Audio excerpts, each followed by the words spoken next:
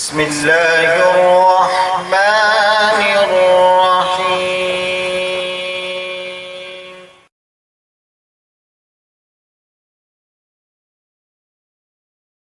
محرم میں مرثیے سن رہے ہیں، رکشے والے بھی مرثیے لگا کے، ٹیکسی والے بھی مرثیے لگا کے، بھائی یہ اسلام نہیں ہے۔ یہ سمجھ رہے ہو؟ جو اس کو اسلام سمجھتا ہے وہ کرے، لیکن ہم سنی مذہب جو ہے وہ اس کی نظر میں یہ اسلام نہیں۔ نبی صلی اللہ علیہ وسلم نے لعنت فرمائی ہے میت پہ نوحہ کرنے والوں پر، سمجھ رہے ہو؟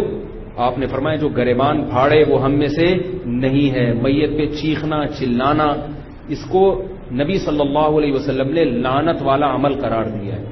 شہادت پہ چیخنا چلانا کسی کی، حضرت جعفر طیار رضی اللہ تعالیٰ عنہ اہل بیت میں سے تھے، وہ جب شہید ہوئے ہیں جوانی میں، ان کی 4 بیویاں تھیں، بیوہ ہو گئیں۔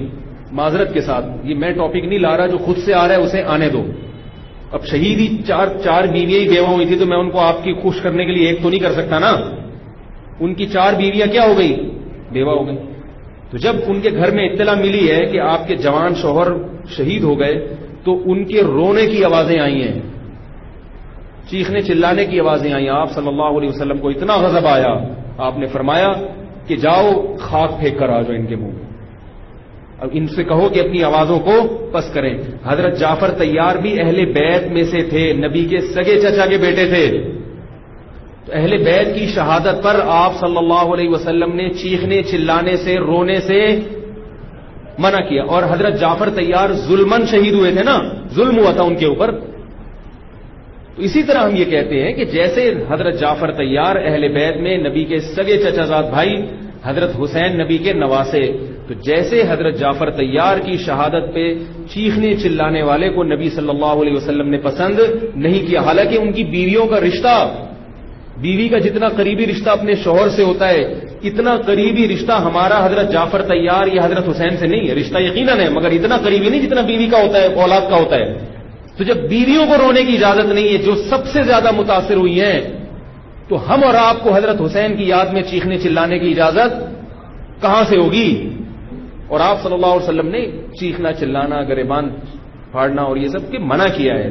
تو سنی مذہب میں ماتم کی اجازت، چیخنے چلانے کی، ہا ہو کرنے کی اجازت نہیں ہے۔ سمجھ رہے ہو بات کو؟ تو آپ یہ کام نہ کریں، مرثی آپ نہ سنیں، انہیں سننے دیں، انہیں کرنے دیں۔ آپ رکشہ ٹیکسی چلا رہے ہو، کہہ رہے محرم کے احترام میں گانے نہیں لگاؤں گا، مرثیے لگا دوں گا۔ بھائی نہ گانے لگاؤ نہ مرثیے لگاؤ۔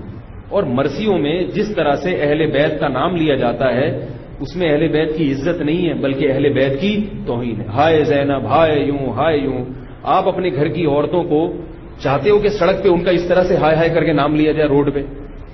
جب ہم اپنی عورتوں کے لیے ایسی توہین برداشت نہیں کرتے، وہ عورتیں جن کے تقدس کی قسم اٹھائی جا سکتی ہے، جن کے ناخن بھی کوئی نامحرم نہیں دیکھ پاتا تھا، اہل بیت عورتیں تھیں، نبی صلی اللہ علیہ وسلم کی نواسیاں، نبی صلی اللہ علیہ وسلم کے خاندان کی عورتیں، حضرت حسین رضی اللہ تعالیٰ عنہ کے خاندان کی عورتیں، تو ان کے بارے میں میرے بھائی کیسے یہ برداشت کیا جا سکتا ہے کہ کوئی بھی چیخے چلائے ان کا نام اس طرح سے توہین آمیز لہجے سے؟ اسلام نے اکرام سکھایا ہے، عزت اور احترام سکھایا ہے، اور عزت و احترام کے اصول اور آداب بھی سکھائے۔